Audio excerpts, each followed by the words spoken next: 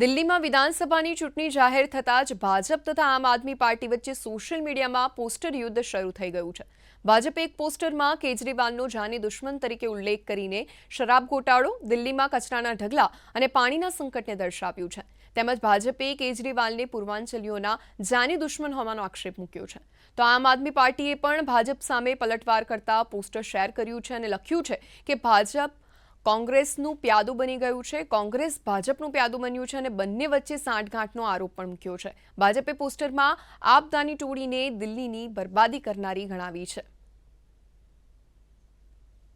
पिछले 10 सालों में अगर आप देखें तो अरविंद केजरीवाल के वादे और दावे लगातार झूठे साबित हुए। चाहे दिल्ली को जो है उन्होंने बात की थी वर्ल्ड क्लास बनाने की, तो वो आज तक नहीं बन पाई है। इसके अलावा पॉल्यूशन एक बड़ा मुद्दा है, गंदे पानी और नाला एक बड़ा मुद्दा है, और यही और सबसे बड़ा जो मुद्दा केजरीवाल के साथ है लिकर और शीश महल। और लगातार भारतीय जनता पार्टी की तरफ से जो पोस्टर्स आ रहे हैं उनमें इन मुद्दों की झलक देखी जा सकती है। बाकायदा उनको शीश महल का महाराजा के तौर पर प्रेजेंट किया भारतीय जनता पार्टी ने, और जनता को एक बड़ा मैसेज देने की कोशिश की गई है कि इन्होंने सिर्फ 10 सालों में कभी भी गरीब और वंचित लोगों के लिए नहीं सोचा, झुग्गी झोपड़ी वालों के लिए नहीं सोचा, सिर्फ अपने शीश महल बनवाने में और सुविधाओं को इकट्ठा करने में ये लगे रहे।